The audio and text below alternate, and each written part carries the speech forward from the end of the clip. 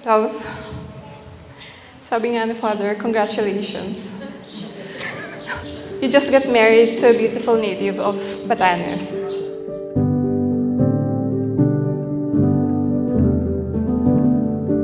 Kami ni Kay, magkalaro kami niyan sa badminton. Hindi kami talaga nag-uusap. Kasi ang alam niya, in a relationship ako. Ang alam ko din, in a relationship siya. Tapos nalaman na lang namin na parehas pala kaming single nung nag-match kami dun sa dating app. So nagulat ako na nandun siya. So sinwipe right ko siya. Nag-match naman kami. Parang na-attract na rin ako sa kanya that time. And then yung movements niya sa court and yung attitude niya towards his partner, parang sabi ko, parang gusto ko maging ano nito. maging jowa nito. I want you to make God as the center of your life. Para yung relationship niyo magiging banayad, especially bearable yung mga problems na pwede niyong haharapin sa inyong pag-aasawa. Wow! Wow, thank you. Parang ako pa gumawa ng design na ito. Today has come. Can't wait to see you at the altar. Pakapogi ka with this gift. I love you. Huwag ka iiyak. Love. Wow! Yung request ko. Yung request ko. Wow! Wow! Ito yung request ko. Ito. Moving. He's very sure of himself. I mean, he's very sure of what he wants sa life niya tsaka sa mga choices niya. Dahil doon, I feel assured din na, alam mo, so, till the end of time, na ako pa rin yung pipiliin niya.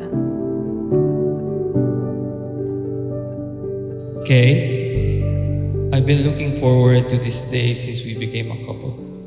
You know from the beginning that my goal for pursuing you is having marriage in mind. I long for the day when I can finally call you my wife and shower you with all the love that I have for you.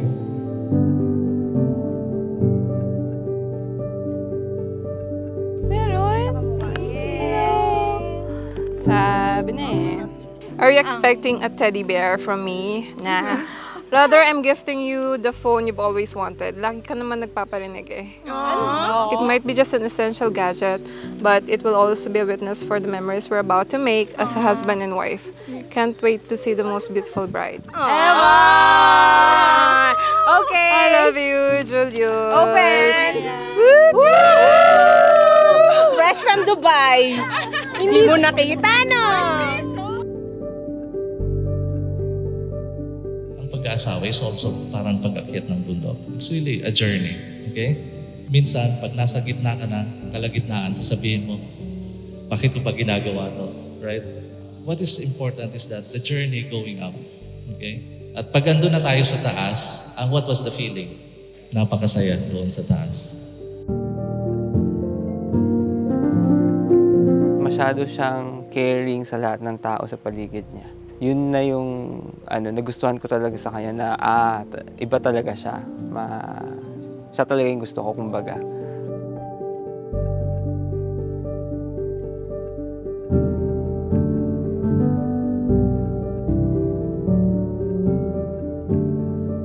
So, thankful din ako sa kanya na nag-stay siya.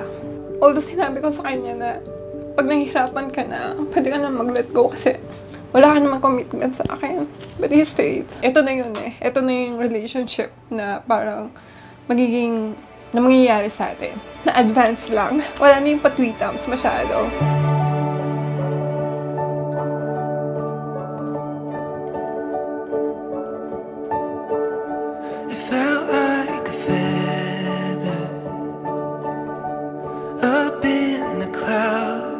Hindi naman never kami naghiwalay for the past almost 3 years. Walang breakup. Sabi ko sa kanya, hindi yan option. Wala yan sa option natin.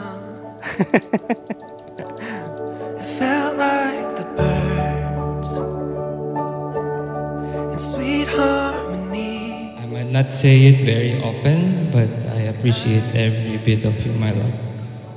I love your carefree and spontaneous spirit. I love your generosity towards people around you. I love the natural smell of your kilikili. I love how your eyes twinkle when you see me come home after a long drive from work.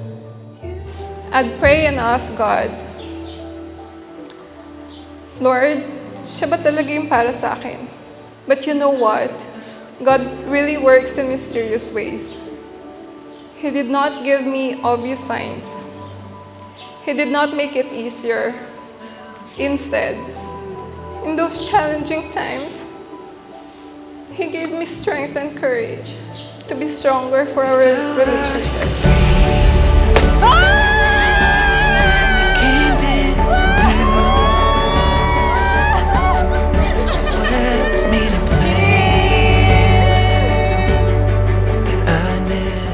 I love seeing your puffy face every morning. I love looking at you before I close my eyes at night. I love you and I promise to choose you every day. Lagi mo akong kakampi at wala pa ring sukuan. I can't wait to spend forever with you.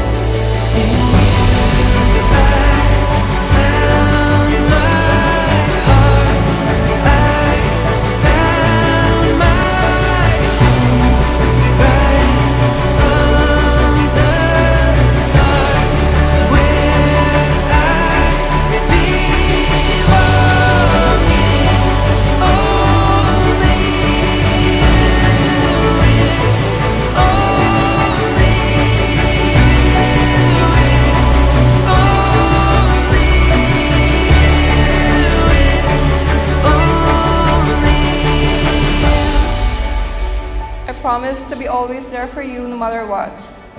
To put you first before Dragon Boat. And to choose you every day for the rest of my life. Here's to forever, my love. Ichadaw ko mo. Ah,